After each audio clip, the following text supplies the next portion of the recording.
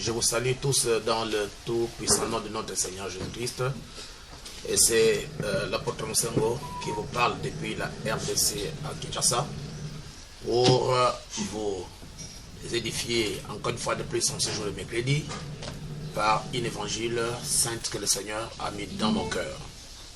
Alors, avant de commencer notre prédication, j'aimerais prier pour que le Seigneur soit une bénédiction pour chacun de nous qui vont nous écouter. Dieu Tout-Puissant, notre Père Céleste, c'est notre Dieu.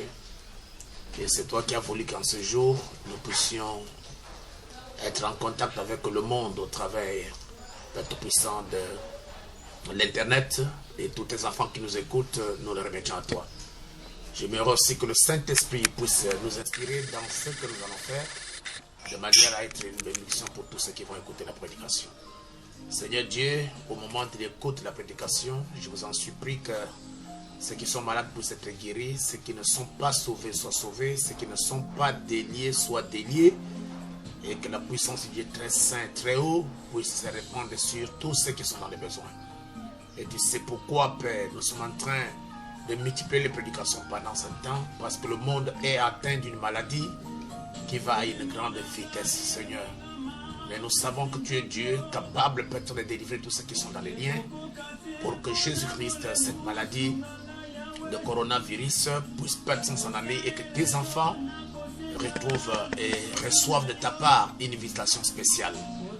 Manifeste ta gloire au nom de Jésus-Christ, répands ta grâce, répands ta puissance et puisse répondre à tous ceux qui sont les vôtres à l'écoute de cette prédication. Je les bénis ainsi au nom de Jésus-Christ. Amen. Amen. Ainsi, j'aimerais lire une écriture de la Bible ce matin dans le livre de Ruth. J'aimerais lire Ruth chapitre 1er et je commencerai la lecture à partir du verset 16. Mais je vous demanderai de pouvoir prendre tout votre temps pour lire ce livre de Ruth, parce que dans la brochure ou le message de parole rédempteur, notre saint prophète dit, ce livre de Ruth cache quelque chose, n'est-ce pas, un mystère dedans. Et si vous arriverez, n'est-ce pas, à découvrir le mystère qui est caché dans ce livre de Ruth, cela vous amènerait plus proche de Dieu. Parce que ce n'est pas seulement un livre d'histoire, comme tous les autres livres, mais c'est un livre qui englobe, qui cache un mystère. Et c'est le mystère de la rédemption, n'est-ce pas, qui est caché dans ce livre de Ruth. Et le prophète dit, si vous avez la révélation, vous saisissez la révélation de ce livre de Ruth, cela vous amènerait plus proche de Dieu. Alors, nous commencerons notre lecture de ce jour dans le livre de Ruth, chapitre 1er, et j'aimerais lire à partir du verset 16. La parole de Dieu dit, dans le livre de Ruth, chapitre 1er, le verset 16, j'aimerais lire à partir du verset 15. Naomi dit à Ruth, voici ta belle-sœur est retournée vers ton peuple et vers ses dieux. Retourne comme ta belle-sœur. Ruth répondit, ne me presse pas de te laisser, de retourner loin de toi. Où tu iras, j'irai. Où tu demeureras, je demeurerai. Ton peuple sera mon peuple et ton Dieu sera mon Dieu. Où tu mourras, je mourrai et je serai enterré. Que l'Éternel me traite dans toute sa rigueur, si autre chose que la mort vienne à me séparer de toi. Naomi, la voyant décidée à aller avec elle, cessa ses instances. Elles firent ensemble le voyage jusqu'à leur arrivée à Bethléem. Et lorsqu'elle entrait dans Bethléem, toute la ville fut émue à cause d'elle. Et les femmes disaient, est-ce Naomi? Que l'Éternel, le Dieu Tout-Puissant, ajoute les bénédictions à la lecture de sa parole. Amen. Alors, ce matin, comme je vous avais averti hier, j'aimerais parler sur la persévérance des saints. C'est un message qui m'a été inspiré en lisant la Bible.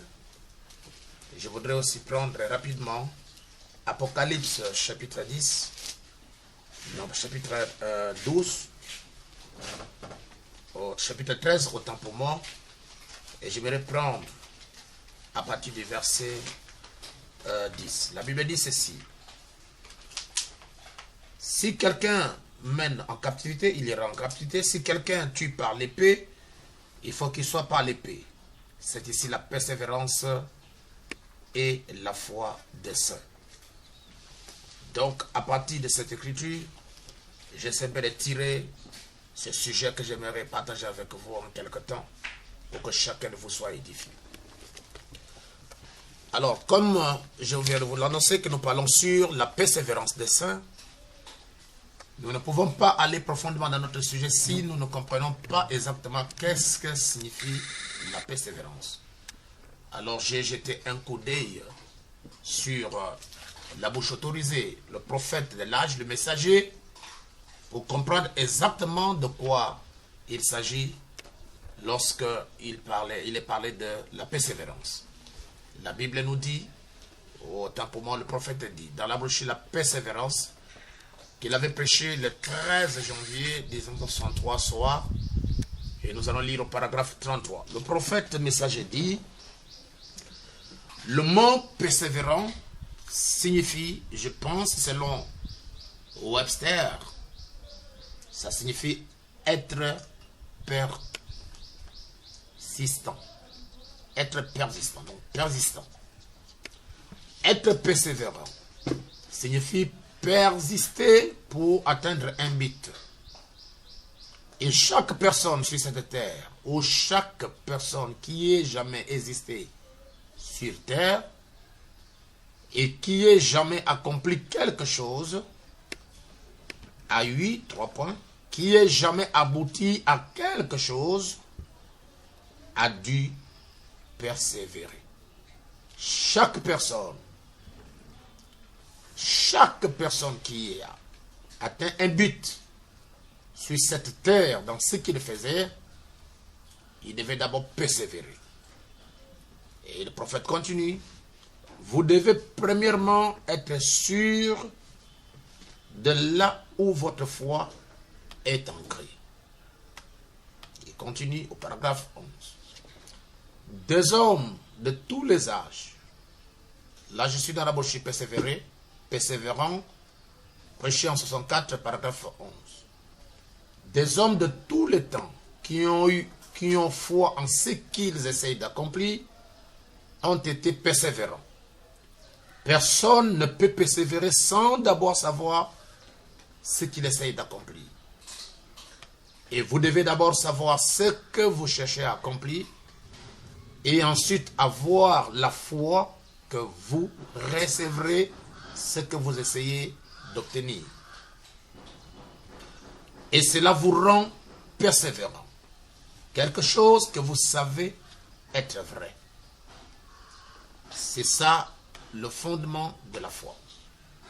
La foi n'est pas fondée sur un mythe ou sur quelque chose qui dit simplement va faire ceci ou va faire cela sur base des paroles d'un homme.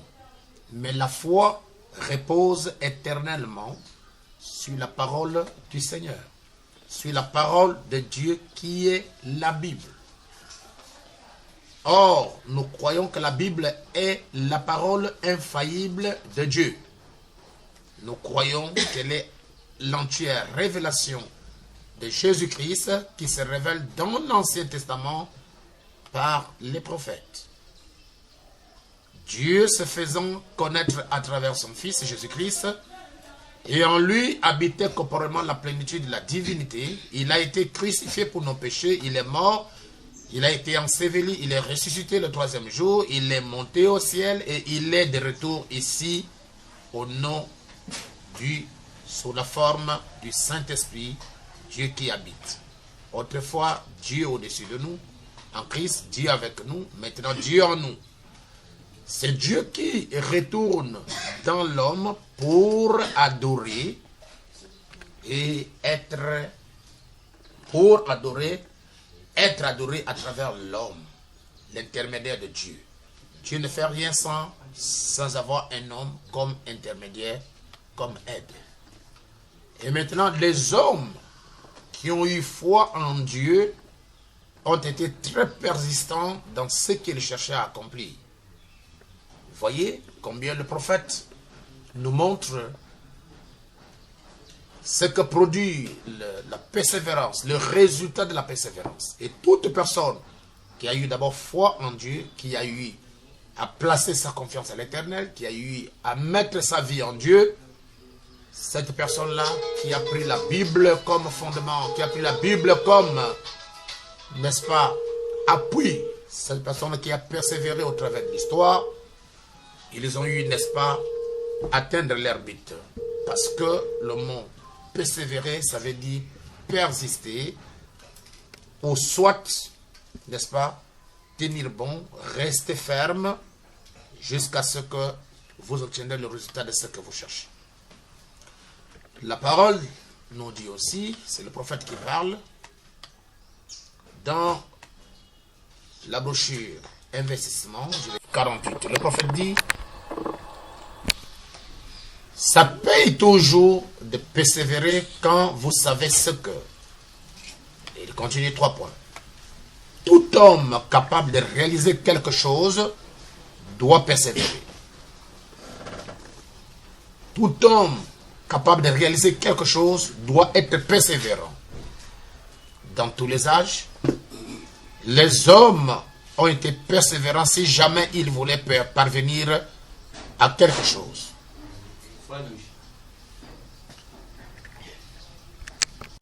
Avait dû persévérer à Vallée-Forge, ne tenant aucun compte du degré de gel du Delaware.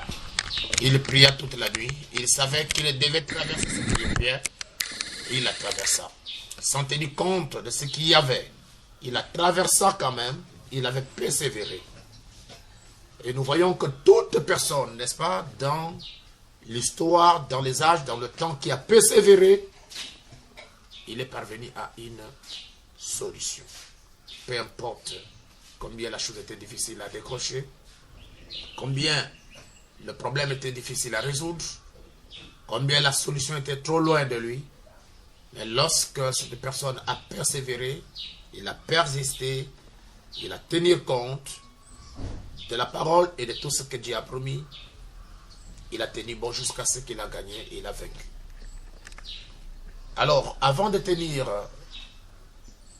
notre prédication pour toucher les points qui sont sensibles dans ce que nous allons dire, nous venons de lire, n'est-ce pas, dans le livre de Ruth, chapitre 1er, et je vous ai demandé de continuer la lecture à la maison pendant que nous avons lu Luc chapitre 1er, verset 11, verset 16.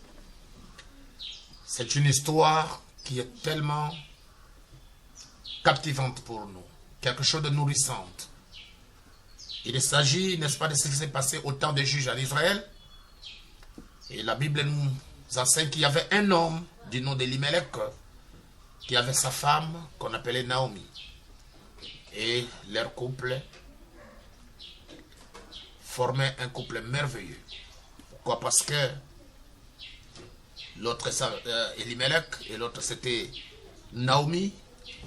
Et quand vous unissez les deux, ce couple, la signification exacte de Naomi et d'Elimelech, c'est une adoration plaisante. Et je vous ai montré qu'ils avaient 2 enfants.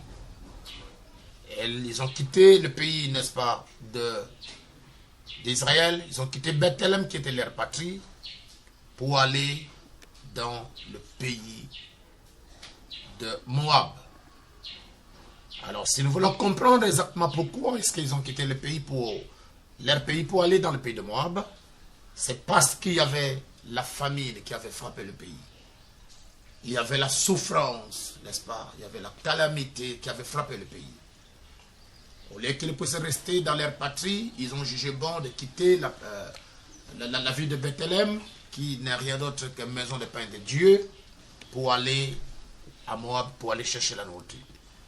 Et les Écritures nous enseignent, le prophète, bien sûr, il dit dans la bouche de son semaine de Daniel, que l'Église ne serait jamais bénie, Dieu ne bénira jamais son Église. Et surtout qu'il a insisté que c'était ainsi dit le Seigneur, que Dieu ne bénira jamais son Église tant qu'elle ne reviendra pas à la parole, au message de l'heure qui est leur patrie. Donc, Naomi, avec Elimelech son mari et ses 2 enfants, ils ont commis l'erreur de quitter leur patrie pour aller à Moab, alors qu'il y avait la souffrance, il y avait, n'est-ce pas, la faim.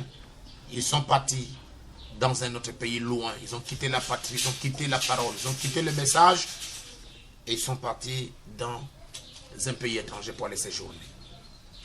Et lorsqu'ils sont partis là-bas, ils ont fait au moins 10 ans. La Bible nous enseigne que son mari était mort. Et après la mort de son mari, il y a eu aussi son premier fils qui était mort, Maclion. Et il y a eu aussi son autre fils qui était mort, Kilion. Il a perdu 2 enfants. Il a perdu, n'est-ce pas, sa femme.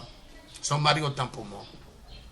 C'est pour vous montrer que toute personne qui quitterait le territoire divin, qui quitterait, n'est-ce pas, la parole, qui quitterait la patrie au temps de souffrance, qui abandonnerait la parole pour aller chercher ailleurs, pour aller outre ce que Dieu nous a donné comme territoire, ce que Dieu nous a donné comme milieu de sécurité, toute personne qui va les quitter, il aura toujours des ennuis. Pourquoi? Parce que la parole est notre protection, la parole est notre sécurité, la parole est le lieu de notre repos, est le lieu de notre réjouissance, est le lieu de notre sécurité. Lorsque vous abandonnez la parole, quand il y a des difficultés, quand il y a des maladies, quand il y a des souffrances, quand il y a des problèmes, lorsque vous abandonnez la parole pour aller chercher le secours ailleurs, cela vous attirerait toujours des ennuis. C'est pourquoi, au temps d'Akab avec sa femme, ils ont cherché à quitter, n'est-ce pas, les prophètes, au lieu d'aller consulter les prophètes, des hommes de Dieu qui avaient l'inspiration, qui étaient en contact permanent avec le Seigneur. Ils ont cherché d'aller trouver le secours ailleurs, pour aller consulter les gangas, consulter les idoles. Et Dieu envoya le prophète Élie, qui l'a réprimandé. Pourquoi est-ce que vous devez aller chercher ces secours ailleurs, alors qu'il y a du baume en Galate? Et il fut maudit, il fut mort parce qu'il avait abandonné la parole. Donc, Elimelech et Naomi et ses 2 enfants, ils ont quitté la parole. Ils ont quitté Bethléem, la maison des pains de Dieu, pour aller à Moab, aller chercher, n'est-ce pas, la nourriture pendant qu'il y avait la famine dans le pays. Et les conséquences d'avoir quitté la patrie, d'avoir quitté la maison de l'Éternel, elle a perdu son mari, elle a perdu ses 2 enfants. Et la Bible nous enseigne que pendant qu'ils étaient dans le pays de Moab, ses 2 fils avaient pris 2 filles païennes. L'une s'appelait Orpa et l'autre s'appelait, n'est-ce pas, Ruth. Ils ont vécu ensemble sans avoir des enfants. Mais quelque temps après, le mari de Ruth est mort, le mari aussi de Orpa est mort. Et Naomi aussi a perdu son mari et ils sont restés, n'est-ce pas, les 3 veuves. Comme le temps ne faisait que s'écouler, Naomi, qui était une fille de Dieu, elle s'est rendue compte qu'elle est devenue malheureuse parce qu'elle a perdu son mari. Elle ne pouvait pas continuer à rester dans le pays de Moab. Elle a pris la décision, alors la ferme décision, de repartir dans sa patrie, de repartir dans ses origines. Vous aussi, mon frère, vous aussi, ma soeur, qui a des ennuis parce que vous êtes rétrograde, qui a des ennuis parce que vous êtes éloigné de Dieu, qui atteint des maladies parce que vous ne connaissez pas Dieu, qui est sur le lit de l'hôpital avec cette maladie qu'on appelle